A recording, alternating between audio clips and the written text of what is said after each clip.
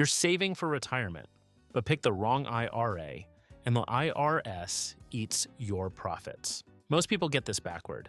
Here's how to keep more and lose less legally. Most people hear Roth IRA and Traditional IRA and immediately feel overwhelmed. It sounds like some advanced investing concept that only financial advisors understand. But here's what no one tells you. If you choose the wrong one, it won't just confuse you. It will quietly cost you thousands of dollars in taxes over your lifetime. Not today, not next week, but in 20 or 30 years when your retirement finally arrives and you realize the money you thought was yours isn't. You might already be contributing to an IRA or considering opening one. Maybe your bank offered it, or you saw it mentioned in a TikTok video, and you just picked one to get started.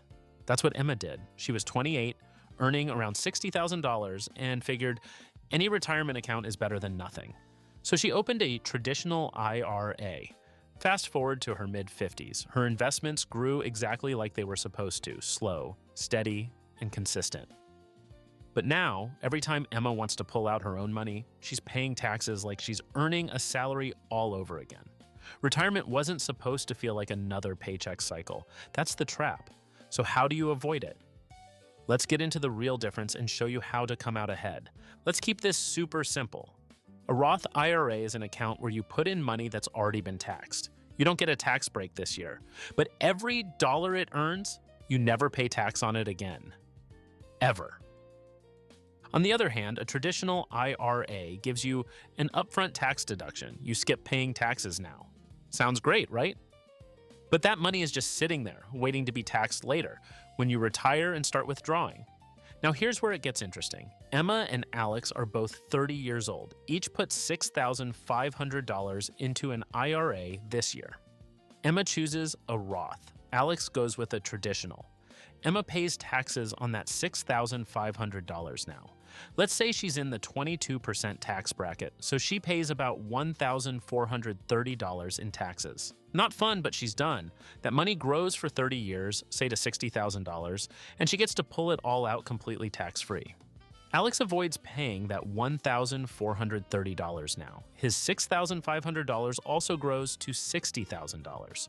But when he withdraws, it gets taxed as regular income. If his retirement tax rate is 22%, he pays over $13,000 in taxes when he pulls it out.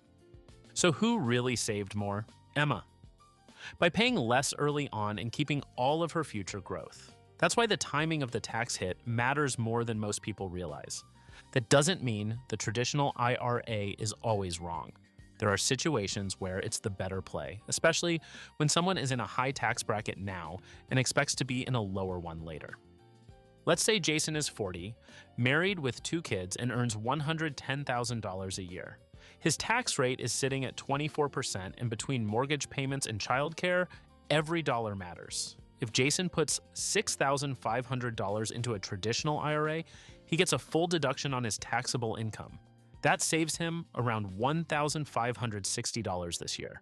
That's real money, not some future theory. He can use that to pay down debt, cover his kids' after-school program, or invest it elsewhere. Now fast forward 25 years. Jason retires and is living on a lower income, maybe $50,000 a year. His tax rate might drop to 12%. He pulls out the IRA money and gets taxed at a much lower rate than he saved. That's a win. He took the big break now and paid less later. This only works if Jason's tax rate genuinely drops in retirement. If he ends up making more, or tax rates go up nationwide, that plan falls apart fast. That's the gamble. Now meet Taylor. She's 25, recently graduated, and just landed a job making $48,000. Her tax rate is 12%, which is on the lower end. She hears about Roth IRAs and figures, why not? She opens one and starts contributing $500 a month.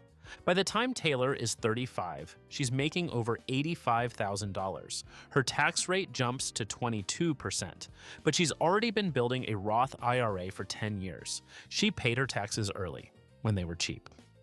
And now all that growth, it's hers, untouched. She continues contributing, maxing out each year. By 60, Taylor could have over $600,000 in her Roth. And when she starts pulling that money out, zero taxes, zero stress. It's all hers. Plus, if Taylor ever has an emergency, she can pull out her contributions from the Roth at any time. without penalty. She doesn't touch the earnings, just what she put in. That's another Roth bonus no one talks about: flexibility. For people in their 20s and early 30s, the Roth is hard to beat. You're likely in a lower tax bracket now than you'll ever be again. Pay the tax early and enjoy the peace of mind later. Here's where things can quietly cost you if you're not careful. First off, the contribution limit is the same for both accounts, $7,000 in 2024 if you're under 50. So you're not putting in more money with one or the other. The difference is purely about how the taxes are handled. But what if you need the money early? With a traditional IRA, any early withdrawal before age 59.5 gets hit with a 10% penalty plus income taxes. If you pull out $10,000, you might lose $3,000 to taxes and penalties.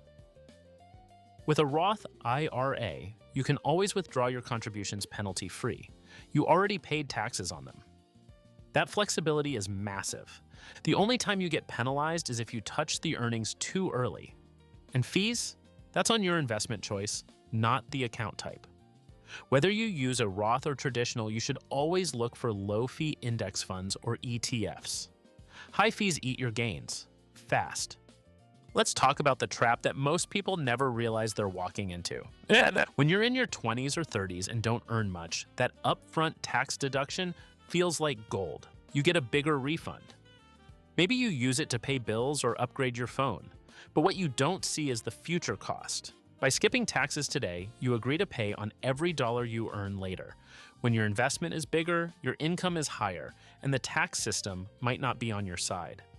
And here's what most people forget. You can't control what tax rates will be in 20 years. Congress can change them.